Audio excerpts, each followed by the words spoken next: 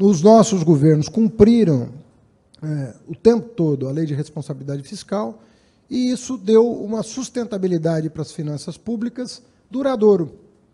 Hoje ela é insuficiente, mas ela, por muito tempo, ela era praticamente a única regra, tirando a regra de ouro da Constituição, ela era a regra fiscal que, e é ainda para estados e municípios, em grande parte, a regra fiscal que dá sustentação às contas públicas. Então, o arcabouço fiscal que nós pretendemos encaminhar, ele, na minha opinião, tem que ter a premissa de ser confiável, né, de ser sustentável e de demonstrar a sustentabilidade das finanças públicas. O que significa isso? O financiamento dos programas prioritários do governo e a sustentabilidade da dívida pública. Nós temos que compatibilizar a responsabilidade fiscal com responsabilidade social. Fizemos isso, sabemos como fazer, voltaremos a fazer.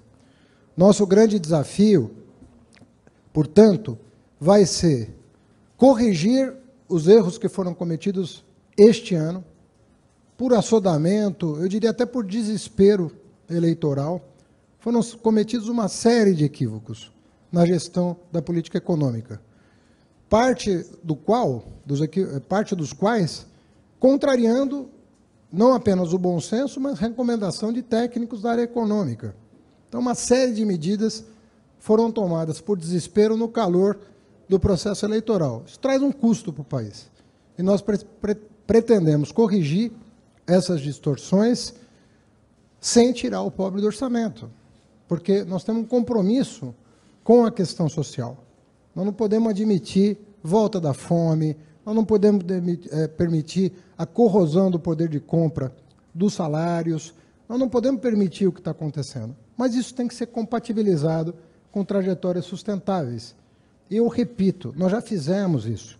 Eu participei de vários governos, né? E sempre eu passei por governos que tinham esse compromisso de corrigir as distorções das contas públicas, de garantir sustentabilidade das contas públicas, porque isso faz parte de fortalecimento do Estado e não de enfraquecimento do Estado.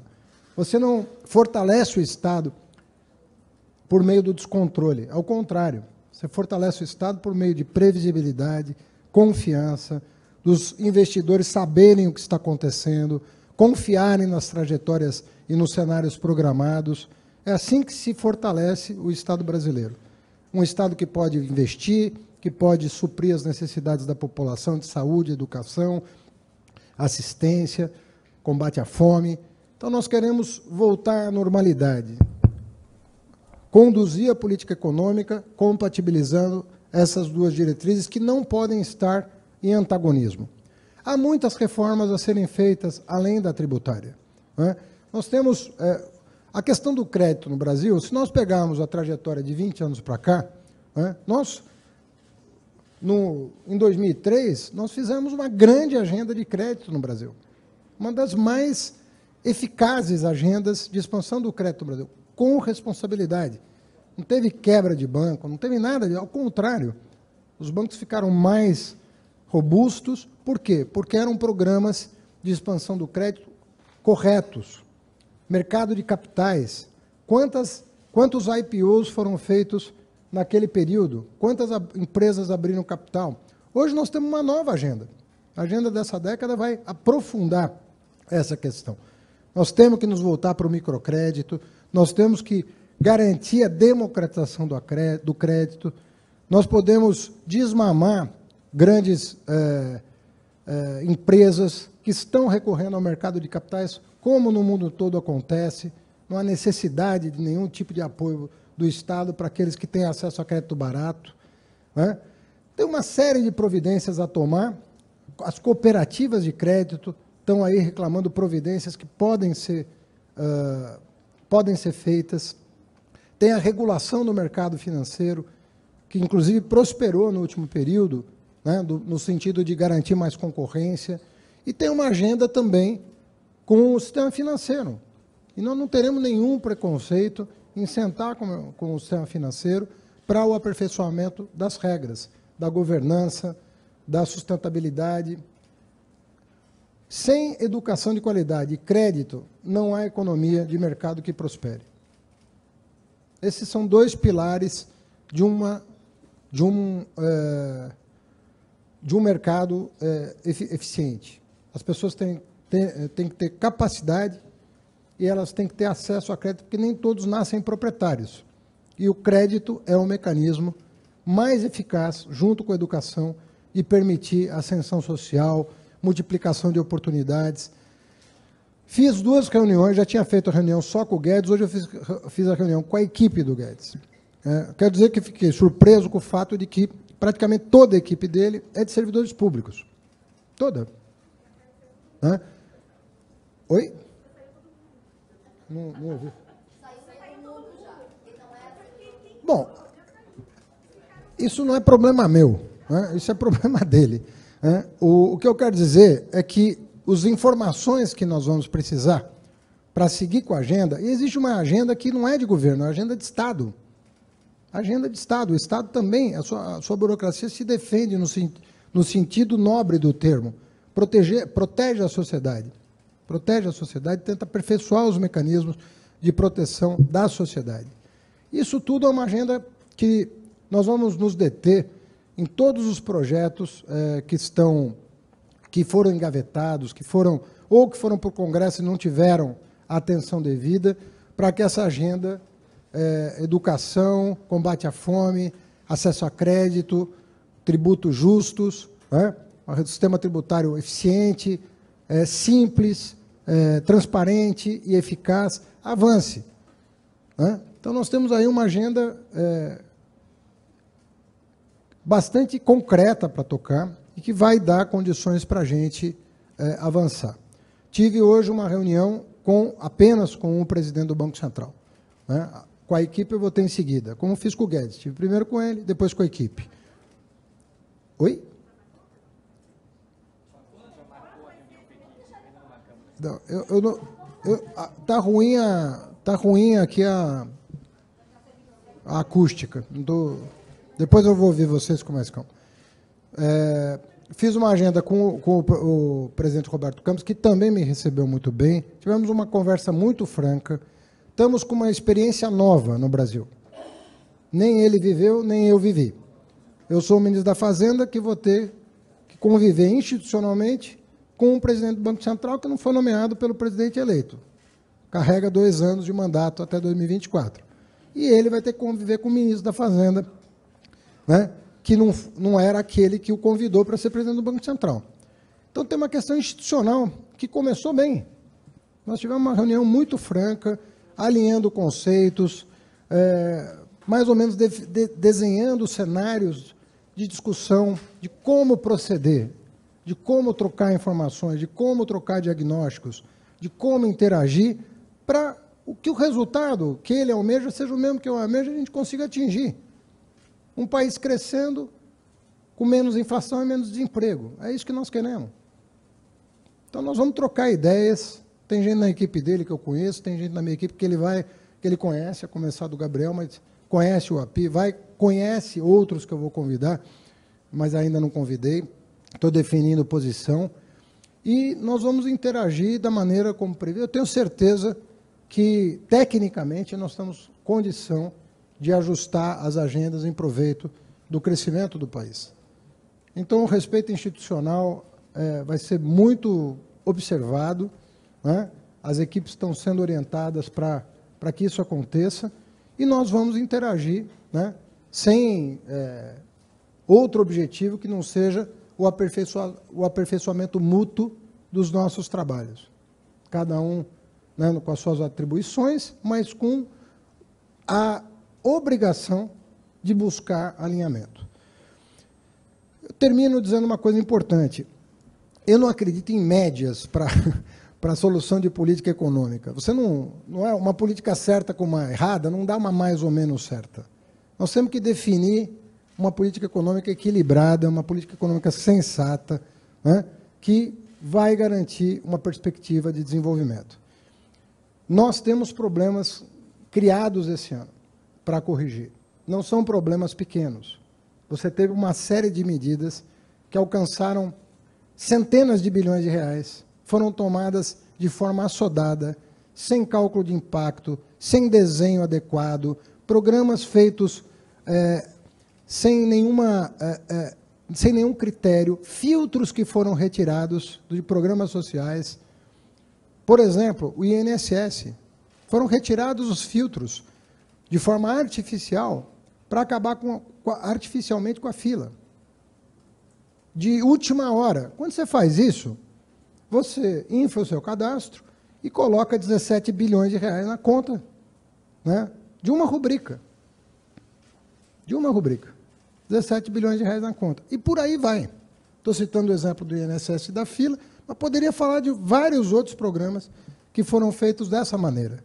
Sem preocupação com o desenho, sem preocupação com a qualidade do gasto, sem preocupação com a justiça do benefício, só pensando eleitoralmente e desesperadamente o que fazer para reverter um quadro eleitoral desfavorável. Essa é a real. Essa é a real. É isso que nós vamos ter que resolver o ano que vem. E nós vamos trabalhar para resolver. É um problema, o Brasil já viveu outros problemas, mas nós vamos trabalhar para resolver. E vamos resolver. Porque vamos ter uma equipe capacitada, disposição de trabalho. Estou muito feliz com a minha interlocução inicial, tanto com o Senado quanto com a Câmara. Todo mundo está ciente que o problema é real e quer ajudar a resolver. Nós vamos encaminhar as melhores soluções para um problema real. As melhores soluções possíveis para resolver esse problema. E eu tenho certeza que a trajetória de investimento, de juro, de inflação, vão acompanhar esse esforço, que estará na direção correta. Dito isso, vou responder algumas perguntas. Eu tenho reunião com o ministro Rui Costa daqui a pouco, mas podemos, Chico, orientar algumas perguntas aqui. Só queria reforçar o combinado da gente fazer uma pergunta por veículo, tá? Para poder a gente atender mais pessoas. Boa noite, ministro. Marta Beck, da agência Bloomberg. Gostaria de pedir para o senhor falar um pouco... Está ouvindo? Estou. Gostaria de pedir para o senhor falar um pouco sobre o trabalho que o senhor espera fazer com o Ministério do Planejamento. E queria pedir um comentário do senhor sobre a reação do mercado ao fato de que os primeiros nomes da equipe econômica foram nomes muito alinhados ao PT e existe uma cobrança onde estaria a pluralidade do governo ao fazer aliança com o Geraldo Alckmin, trazer o Pércio Arida e o André Lara para essa equipe. Essas pessoas virão, essa equipe vai ser plural, de que maneira que ela vai trabalhar? Olha, eu peço até a gentileza de que vocês façam uma avaliação da equipe a hora que ela estiver montada, né? Eu estou anunciando um secretário executivo que eu saiba, nunca participou de uma única reunião do PT na vida dele, acho que nunca teve uma filiação partidária na vida dele, e até outro dia era presidente de banco, né? Então, eu acho, né, o Bernardo Api, se você consultar o mercado, né, eu não sei quem é o mercado, mas que vocês consultam, mas se vocês consultarem o mercado para quem vocês eventualmente ligam, eu duvido, né, que o Bernardo Api tenha alguma restrição técnica sobre a maneira como ele enxerga o mundo. É uma pessoa, uma dedicação incrível, né, e fez parte de um governo ultra exitoso, né, na área econômica. Então, eu realmente não consigo ver, com os dois nomes que eu anunciei, uma preocupação dessa natureza, sinceramente. E nem estou apresentando toda a equipe. Estou apresentando duas pessoas que, na minha opinião, têm muita respeitabilidade da sociedade em geral e do mercado em particular. Agora, eu não posso... eu fui convidado para ser ministro da Fazenda do Brasil, né? Então, eu preciso pensar o país. Quando eu falo, eu tenho que resolver o problema sem tirar o pobre do orçamento, eu não sei se essa segunda parte muita gente concorda. Eu concordo, por isso que eu vim para um governo que tem esse princípio, de que o pobre tem que estar no orçamento. Ele tem que se ver representado, até porque é ele que paga impostos. A gente sabe que é no consumo que se tributa no Brasil. Então, como é que você vai tirar quem paga? O verdadeiro contribuinte, você tira dos serviços sociais, né, de educação, saúde, etc., dos direitos sociais. Então, sinceramente, eu não vejo Posso estar enganado, porque não conheço exatamente o mercado, mas eu não acho que o nome do Galípolo e do Beca sejam nomes que não tenham respeito, né? Uma coisa é concordar, outra coisa é o respeito como pessoas tecnicamente qualificadas para estarem nessa posição. O planejamento, isso é uma coisa, assim, o planejamento vai ser desmembrado da Fazenda, nós voltaremos a ter planejamento e MIDIC. E essa é uma outra coisa, uma outra etapa interessante, porque nós vamos ter a equipe do planejamento e a equipe do MIDIC também. Então, isso pode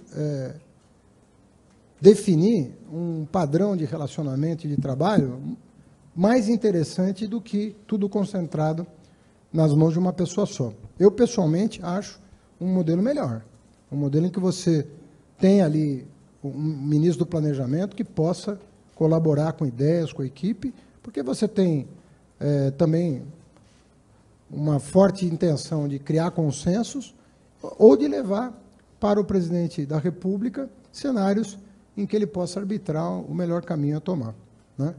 O presidente Lula é muito participativo, né, no que diz respeito à economia, e é uma pessoa... Eu fui da área econômica do governo dele durante um ano, e posso assegurar que é uma pessoa que não terceiriza responsabilidades, é uma pessoa que assume responsabilidades pela condução do país. Eu queria reforçar o pedido de uma pergunta só por repórter, tá? Olá, Célia Frouf, da Agência Estado Broadcast. O senhor falou muito aqui sobre crédito, inclusive na campanha a gente ouviu falar do programa Desenrola, que é uma outra vertente para crédito. Eu queria saber se há a intenção de o PT voltar a usar bancos públicos, como já fez no passado, para ter uma concorrência no mercado e baixar as taxas de juros da ponta consumidor. E, junto com isso, é uma mesma pergunta, porque isso provavelmente precisa dos nomes dos presidentes de bancos. Queria saber como é que está essa discussão. Tá. Bom, os nomes estão sendo escolhidos pelo próprio presidente Lula, dos bancos públicos, Caixa e Banco do Brasil. E, em relação à sua pergunta, eu diria o seguinte: o mundo mudou muito de 2003 para cá, sobretudo no que diz respeito à tecnologia. Você tem players hoje no mercado que você não tinha 20 anos atrás. Você tem uma regulação prosperando no mundo todo que não existia. Hoje, existem bancos fortes que praticamente não têm agência. Então, tem uma plataforma hoje, você pode trabalhar no sentido de garantir mais concorrência, mais flexibilidade, a partir de instrumentos tecnológicos que não estavam disponíveis, né? Isso veio avançando, né, ao longo de governos, né? Você teve TED, depois você teve PIX, amanhã você pode ter PIX parcelado, você pode ter sistema de crédito pelo PIX, você pode ter muita coisa acontecendo. Isso tudo tende, com os rigores da autoridade regulatória, que é o Banco Central, você pode ter uma profusão hoje de agentes que vão ajudar a democratizar o crédito, fortalecer a concorrência e fazer a taxa de juros para o tomador final cair, os spreads caírem e assim por diante. Então, nós temos... A agenda é outra, na minha opinião. Agora, sem prejuízo, né, da ação do Banco do Brasil e da Caixa, que são importantes instrumentos, né? Pega o crédito agrícola. Qual a porcentagem disso que está no Banco do Brasil? É muito grande. Você tem aí uma carteira de centenas de bilhões de reais em crédito agrícola. São carteiras importantes. O Banco do Brasil tem um conhecimento sobre a produção agrícola no Brasil que nenhum outro banco tem. Então, eles são importantes. A Caixa Econômica teve papel fundamental em programas sociais. A questão da gestão do FGTS, do Minha Casa Minha Vida, tudo isso tem muita importância. Mas, em relação à democratização do crédito, eu considero que nós vamos poder contar com um mundo novo que nos ajuda a garantir mais concorrência e queda dos spreads, queda da taxa de juros para o tomador final. Futuro ministro, boa noite. Aqui Ana Flor, da Globo News. Estamos ao vivo na Globo News. Queria lhe perguntar aqui, Queria lhe perguntar, ontem ampliou a incerteza dos mercados o fato de uma possibilidade de mudança na lei das estatais, justamente para poder permitir indicações políticas. A gente sabe que isso também é do interesse de aliados do governo, poderia ser do governo. Queria lhe ouvir sobre isso. E uma dúvida também, o senhor fala sobre enviar um projeto de âncora fiscal para o Congresso. Já está no Congresso, por exemplo, todo um plano de corte de benefícios tributários, só que uma vez chegou lá, está na gaveta e não sai. Qual seria o empenho do governo em aprovar uma âncora fiscal nova? Olha, eu considero que um arcabouço fiscal novo é imprescindível, né? Uma vez que o atual ele praticamente decaiu, né? Ele não é respeitado já há alguns anos, né? 3 ou 4 anos que ele não é respeitado, e esse ano, que eventualmente ele poderia ser, com o chamado fim da pandemia, que não ocorreu de fato, mas diminuiu o peso, né, do enfrentamento, né, do ponto de vista orçamentário, isso não aconteceu. Então, eu volto ao que eu disse, né? Foram tomadas medidas assodadas, desesperadas, que desorganizaram, né, os programas sociais, desorganizaram as contas públicas, e que hoje nós estamos tendo que enfrentar. Nosso desafio é, o ano que vem, tomar medidas de curto prazo, no sentido de garantir a sustentabilidade das contas públicas, trajetória, né, da dívida, etc., queda da taxa de juros, sobretudo juro futuro, mas nós temos que pensar o médio e longo prazo, porque se ficarmos prisioneiros do curto prazo, nós não vamos entregar para o país o que ele precisa para dar. Hoje os investimentos, às vezes, têm prazo de 20, 30 anos. Você faz uma PPP, vocês sabem que eu falo muito em PPP, acredito muito, fui o autor da lei das PPPs no governo federal, quando assessor especial do ministro do Planejamento. O Brasil é um destaque em PPPs, e essa lei ajudou muito a destravar investimentos. Ainda há travas que podem ser superadas, mantendo um ambiente robusto de controle, sem nenhuma irresponsabilidade. Mas há uma ansiedade por investimentos de longo prazo, e nem sempre isso cabe no mercado de capital privado. Nem sempre. Quando cabe, tanto melhor. Não queremos substituir o sistema bancário no financiamento do investimento. Deixa ele andar, porque quanto mais ele andar solto, melhor para o Estado brasileiro. Mas há algum tipo de investimento em que isso exige a participação do Estado, justamente as PPPs. Então, você tem, por exemplo, no campo da mobilidade urbana. Há investimentos, um corredor de ônibus, você consegue fazer com orçamento. Mas se você vai fazer um metrô, nem sempre a conta fecha. Então, você não consegue fazer uma concessão. Em São Paulo, você tem vários casos de linhas de metrô que a conta não fecha com o mercado de capital. A tarifa não paga. Então, a ideia da PPP é exatamente essa. A vantagem dela é que ela passa por um crivo de mercado, porque nenhum parceiro privado vai entrar num projeto ineficiente, a não ser que ele erre, mas daí o empresário errou, não foi o Estado. Ele pode errar, mas é difícil uma pessoa não ser meticulosa no cálculo disso. E muitas vezes falta 10% para fechar uma conta que vai gerar bilhões de investimento e milhares de empregos. É nesse momento que tem cabimento você fazer a parceria. E há inúmeras parcerias. Há muitos modelos de parceria. O Minha Casa Minha Vida, que não é uma PPP, é um modelo de parceria. Por quê? Porque para a população de 0 a 3, você não fecha a conta, ele não tem renda para comprar um imóvel mesmo do Minha Casa Minha Vida. Mas com um subsídio bem calibrado, você consegue, em parceria com estados e municípios, prover a população de baixa renda com casa própria. Então, isso tudo tem que ser muito bem pensado para não virar panaceia, a gente saber, né, calculadamente o que fazer, como fazer, e o setor privado é imprescindível, porque o setor privado ajuda o Estado a não errar, sobretudo quando ele está em parceria conosco. Essa questão que você coloca, ela tem que passar por uma revisão. E por dentro da reforma tributária é até mais fácil você fazer uma política mais justa do ponto de vista tributário. Lembrando que, sim, há especificidades a serem consideradas, né? Fala-se sempre, né, da questão da Zona Franca de Manaus, que é uma questão ali que tem uma especificidade, que é um território de 5 milhões de quilômetros quadrados, mais da metade do território nacional, e que você tem ali... Bom, tem que ser considerado, tem questões políticas sensíveis a serem consideradas, sim, mas há uma série de questões que precisam ser revistas, como você, né, colocou implicitamente na tua pergunta. E isso, se você faz isso, se você não faz caso a caso, mas faz num plano geral de voo, atendendo aquilo que a sociedade como um todo entende que é correto, né, você não vai produzir o menor número de distorções possível e vai fazer com que a eficiência da economia melhore muito. Você vai colocar... as pessoas vão buscar instalar as suas plantas em lugares adequados para baixar custo, vão ter uma série de questões que vão se mexer automaticamente a partir do momento que você tem regras claras e boas para o desenvolvimento da sociedade e para a eficiência econômica. Ministro. Eu não estou participando das discussões, e nem sei se elas estão ocorrendo, para ser bem honesto com vocês.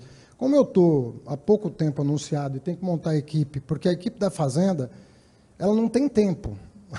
Ela, dia 2 de janeiro, ela tem mesa no Tesouro Nacional, tem Receita Federal, tem PGFN, tem uma série de coisas que dia 2 tem que estar funcionando como funciona hoje, com uma equipe nova. Então, eu realmente, desde o anúncio do meu nome, eu estou trabalhando intensamente na composição da equipe, eu estou fazendo muitas reuniões, muitas entrevistas, para que a gente tenha uma equipe o mais rapidamente possível definida, porque os nomes têm que passar pela Casa Civil, tem todo um procedimento burocrático, não é uma simples nomeação, você tem um escrutínio a ser feito formal, né, para que a nomeação aconteça. Então, eu estou muito envolvido nesse momento agora com isso, e eu quero ver se eu termino, até o final da semana, começo da semana que vem, o quadro de primeiro escalão do Ministério.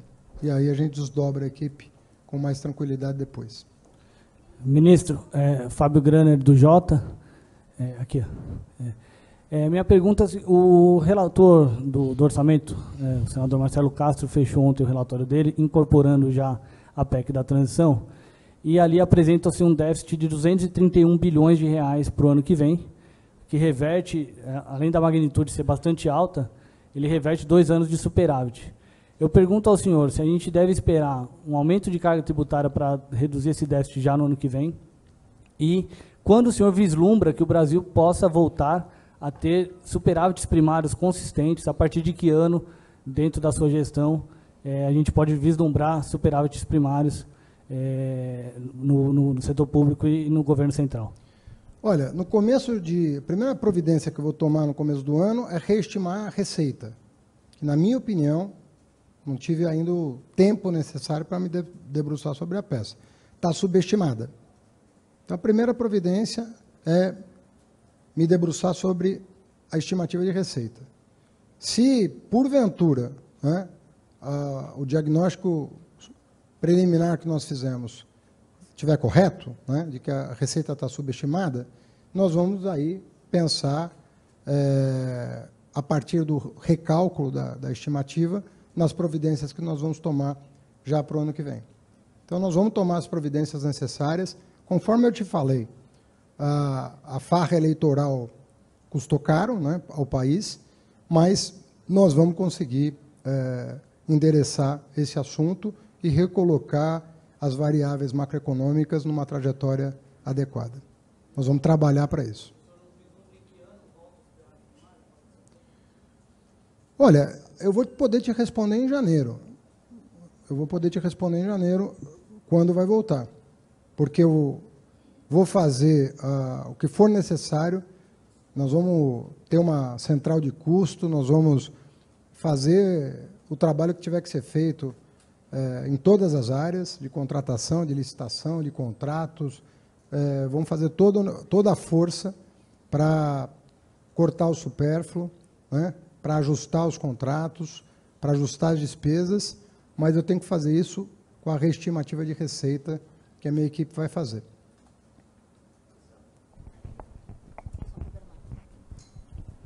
Oi, ministro Bernardo Caran, da Reuters. Eu sei que tem muita coisa ainda em elaboração, mas alguns membros da comissão já vêm pincelando ideias e diretrizes.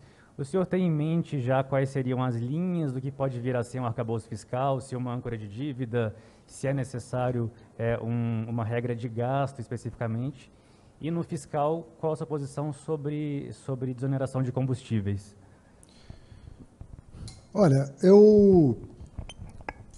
em relação ao arcabouço fiscal, nós estamos recebendo propostas, né? Uma delas, inclusive, do grupo de transição, né? Os 4 economistas que compuseram o grupo de transição estão apresentando um arcabouço fiscal. E isso vai ser levado em consideração, né? Governo de transição é governo de transição. Mas o Tesouro Nacional fez uma proposta, esse grupo fez uma proposta, e eu entendo que nós temos um prazo. Você vê que o próximo Congresso assume em fevereiro, né? Então, nós temos aí algum tempo para nos debruçarmos sobre essa proposta e validarmos ela com o presidente da República, né? O presidente da República não tomou conhecimento das propostas que foram oferecidas.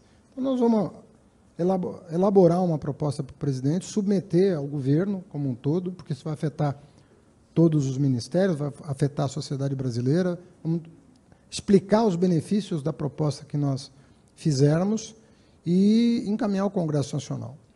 A PEC, ela tem um prazo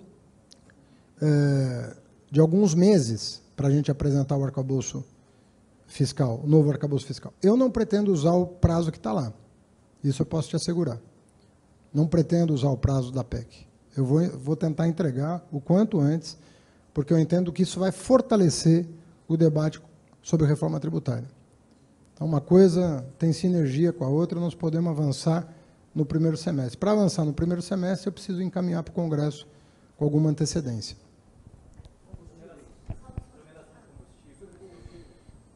Então, eu vou dar uma olhada no relatório do orçamento, né, que foi apresentado agora, e temos que esperar também a decisão sobre a PEC da transição.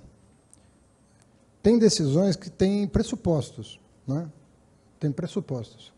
E 2 dos pressupostos dessa decisão é justamente o déficit fiscal e a tramitação da PEC. Se eu não tiver essas 2 leis na mão, eu não tenho como tomar uma decisão a respeito, nem sugerir uma decisão para o presidente da República. Então, eu preciso da PEC aprovada, do orçamento aprovado, e aí eu levo a consideração do presidente.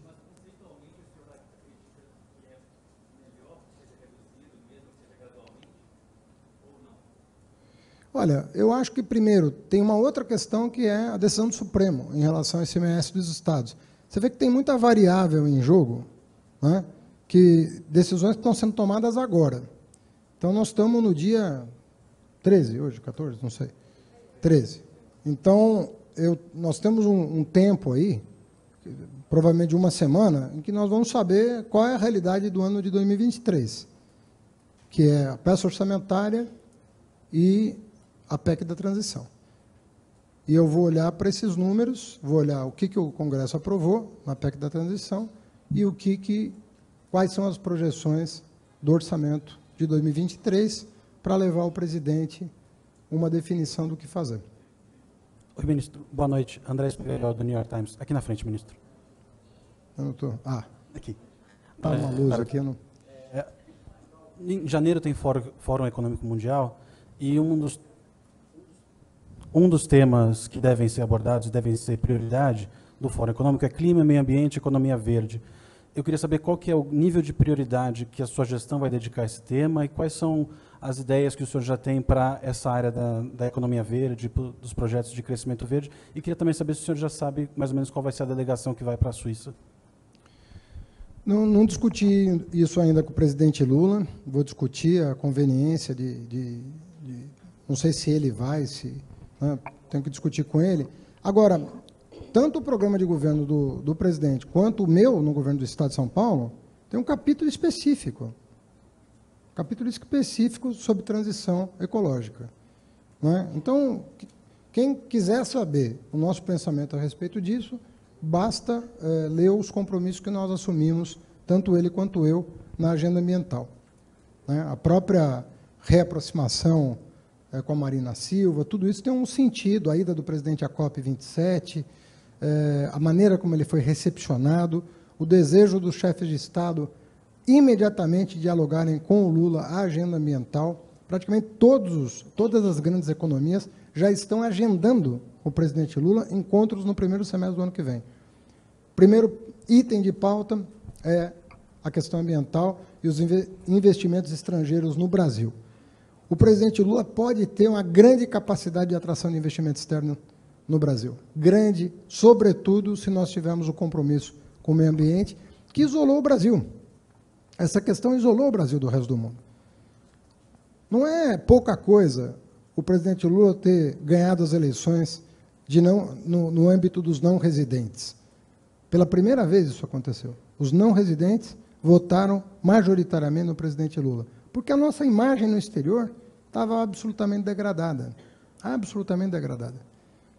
Houve um alívio internacional pela importância da economia brasileira, do ponto de vista da geração de energia limpa, das novas tecnologias, do carro, do motor híbrido flex, do hidrogênio verde, do parque eólico do Rio Grande do Norte, das placas fotovoltaicas em fazendas enormes do interior de São Paulo, interior de Minas. Essa é a agenda que que está na ordem do dia. E eu penso que, se nós fizermos bom uso do prestígio internacional do presidente Lula, nós vamos, e a credibilidade que ele tem em relação aos compromissos internacionais que ele assume, nós podemos atrair muito investimento para o Brasil. Isso pode dinamizar o crescimento dos próximos anos. Não tenho dúvida que isso vai acontecer. Oi? Eu, pessoalmente, era candidato ao governo do Estado de São Paulo, mas eu vou me debruçar sobre isso com a equipe para a gente fazer. Tem muita coisa no âmbito da recuperação de áreas degradadas. Nós temos 30 milhões de hectares degradados no Brasil. Eu já recebi indicações lá no Egito de investidores estrangeiros que querem investir na recuperação dessas áreas. Nós já sabemos que não precisamos desmatar nada para garantir aumento da produção do agronegócio ou da agricultura familiar, nada disso. Nós temos terra nua e degradada que pode ser recuperada e colocada à disposição dos produtores. Para isso, vai precisar ter investimento nacional e estrangeiro, e o ambiente de negócio não poderia ser melhor para essa finalidade. Valeu. Ministro, boa noite. Débora Bergamasco, do SBT. Eu vou responder mais duas perguntas, a da Débora e mais uma, a última. Obrigada. Obrigado a você. Em uma coletiva na semana passada, o economista Antônio Corrêa de Lacerda, ele falou que Lula tinha falado, né, que a política econômica não vai ser do ministro da Fazenda, vai ser uma política econômica desenvolvida assim pelo governo, ao contrário do que é no atual governo de Jair Bolsonaro, e que seria uma política econômica discutida e executada pela Fazenda, Planejamento e MDIC. Eu queria saber se o senhor conversou sobre isso com o presidente Lula, se ele falou sobre essa orientação, o que o senhor acha, né, dessas decisões, aí, dessas atuações nesse trio de ministérios. E eu queria saber também o que o senhor conversou reservadamente com Paulo Guedes hoje no almoço, na reunião. Não, sempre quando você vai fazer uma reunião com a equipe, você prepara a reunião antes. Qual a pauta, qual a agenda, como nós vamos nos apresentar, qual é o objetivo da reunião. Então, ali foi uma fala muito rápida, sei lá, 15, 20 minutos, antes de subir para a reunião e encontrar todo mundo. Eu senti um clima, como na primeira reunião, um clima ótimo. Está sendo feita a transição que é prevista em lei ser feita, sabe? Com cordialidade, com transparência. Até aqui, eu quero dizer, já elogio de novo. Reuniões em ambiente republicano. Né? Temos um país para tocar. Espera a mesma coisa do Banco Central, a julgar pela maneira como o presidente Roberto Campos Neto nos recebeu. Clima, todo mundo sabendo do que está falando, não tem nenhum desavisado na reunião, todo mundo sabe quais são os desafios que estão colocados, e a melhor coisa do mundo é quando você sabe o desafio que você vai enfrentar. Você sabe o real problema que você tem que enfrentar. E Obviamente, tem protocolos que precisam ser respeitados, né? Tem coisas que são faladas reservadamente. Agora, eu falo aquilo que eu acho para vocês. Quando eu falo que nós damos uma lambança eleitoral que precisa ser corrigida, é uma opinião pessoal minha, compartilhada por 90% dos economistas sérios desse país. É uma lambança. Então, vamos corrigir, vamos adequar e vamos, além de corrigir o que foi feito de errado, fazer o que não foi feito de certo. Se a gente fizer essas duas coisas, o Brasil retoma. Economia grande, pujante, a liderança extraordinária na presidência da República, homem respeitado no mundo inteiro, desejo de parceria do mundo com o Brasil, né? E essa coisa do chamado nervosismo de mercado passa logo, vamos passar um Natal bom, um Novo bom, e pensar no futuro, né, e no progresso do Brasil.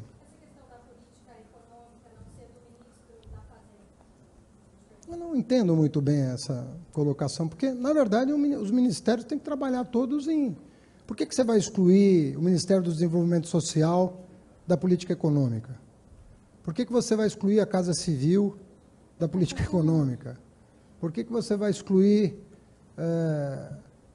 os outros ministérios, o Ministério de Gestão da política econômica? Isso é um grupo de pessoas. Não existe o dono da verdade em política econômica. Não é? Não vejo dessa forma. Eu não acho que política econômica é atribuição exclusiva de economista. Eu acho que você tem um projeto, você tem parceiros, você tem a percepção na ponta do que está acontecendo e você vai buscar as soluções para esse projeto. Mas eu me sinto muito bem na convivência com esses companheiros que estão sendo anunciados e, mais ainda, a confiança no presidente Lula e na confiança que ele deposita em mim. Ministro, Adriana Fernandes, do Estadão. Eu queria ouvi-lo sobre a PEC. Queria saber uma expectativa que o senhor, no mercado, que o senhor ainda possa trabalhar para desidratar um pouco essa PEC, porque o mercado vê insegurança com a sustentabilidade da dívida. Queria saber o que o senhor pode falar sobre isso. E também queria ouvir umas poucas palavras, por causa do tempo, do seu indicado ao secretário executivo, que será o número 2, né, do Ministério. Você quer me ouvir sobre ele ou quer ouvir ele? Não, eu queria ouvir um pouco. Porque o senhor pouco falou sobre as suas indicações, né? O senhor falou um pouco do API, não falou as razões que levaram à indicação do Galípolo e como que ele pode, o papel dele na sua equipe. Afinal, essa entrevista foi um pouco para mostrar a sua equipe nova. Tá bem. Bom, o Galípolo é uma pessoa de quem eu me aproximei pouco mais de um ano e tivemos uma interação muito importante ao longo da campanha do presidente Lula e eu me identifiquei com a visão de mundo dele a ponto de indicá-lo como número 2. Ele é vice-ministro, ou seja, na minha ausência, ele fala por mim. Ele coordena a equipe e eu tenho uma visão de conjunto muito parecida com a do Galípolo. Essa visão de conjunto é muito importante, né? Porque é o norte do governo, é para onde você vai dirigir as atenções e as prioridades. Então, para mim, ter uma pessoa, um economista com formação, com prática, com vivência, mas com determinados compromissos nos quais eu acredito e dediquei minha vida, é muito importante, né? Ele é o vice-ministro, portanto, o papel dele é ser minha voz dentro do Ministério todo o tempo, né? E colaborar com a equipe da melhor maneira. Ajudar, inclusive, a compor a equipe. Né? A gente está fazendo muita coisa juntos, fazendo avaliações conjuntas. Acabei de passar no presidente Lula, que já gostava muito dele, agora mais ainda, para consolidar e sedimentar essa aliança em proveito do seu governo. Sobre a PEC, o que a grupo de transição compreendeu, né? O que eu recebi quando eu cheguei? Porque quando eu cheguei, essa PEC já estava sendo formatada, vamos nos lembrar que eu estou há 2 semanas apenas acompanhando o governo de transição. Foi depois do Egito, onde eu fui convidado para ser ministro da Fazenda. Então, depois do Egito, com o convite do Lula, que foi anunciado depois, mas o Lula falou, olha, se envolva com a economia, porque você vai ser o ministro da Fazenda. E aí eu comecei com muita discrição, até porque o anúncio não tinha sido feito, eu comecei com muita discrição a me apropriar do que estava sendo encaminhado. Só fui finalmente indicado, né, publicamente, na sexta-feira. Então, nós estamos falando de 4 dias. Eu não podia nem convidar ninguém, porque eu estaria me indicando para a pessoa que eu convidei, eu não tinha um compromisso do presidente Lula de aguardar a sua decisão sobre o anúncio. Então, há 4 dias eu estou, vamos dizer assim, com a autoridade necessária para falar em nome do governo de transição na área econômica.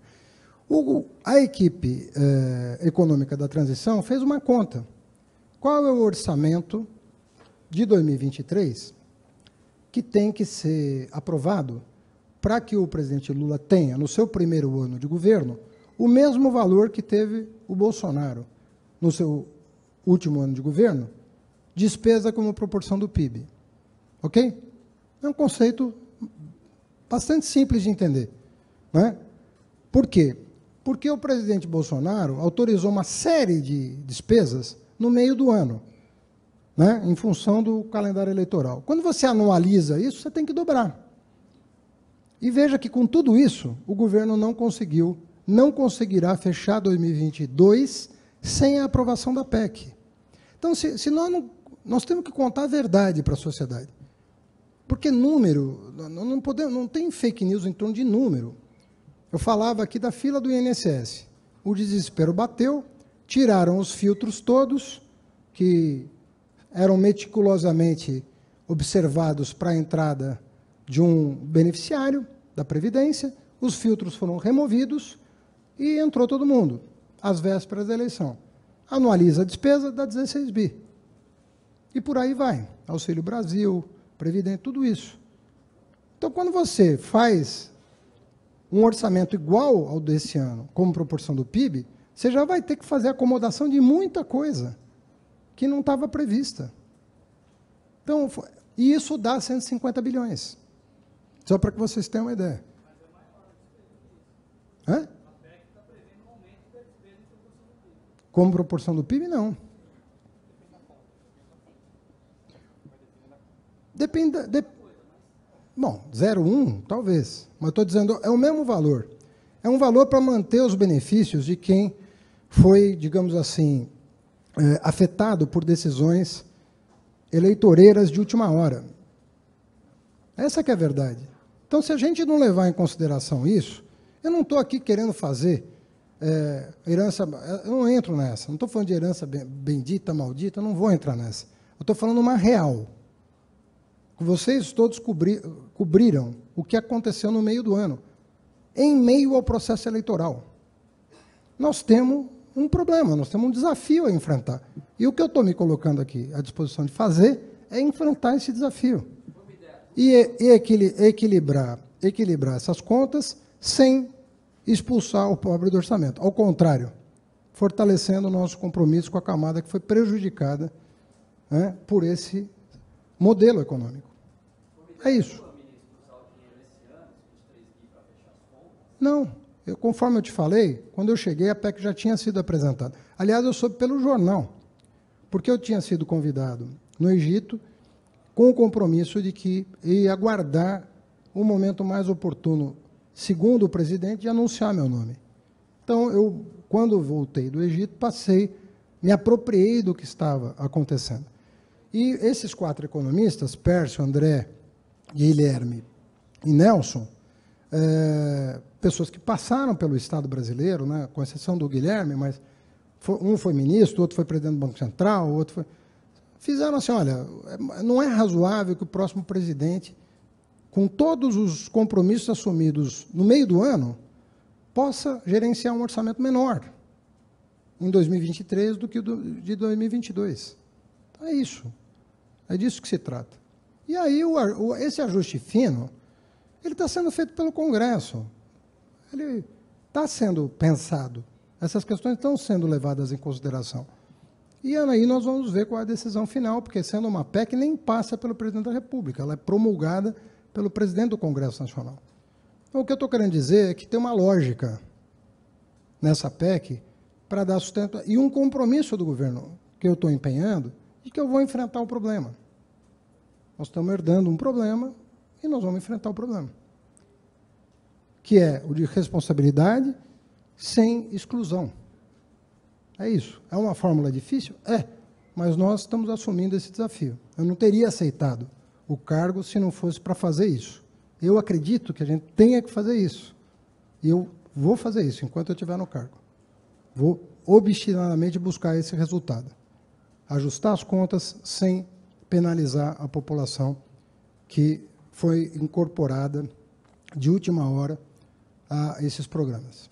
Boa noite, gente. Tudo de bom.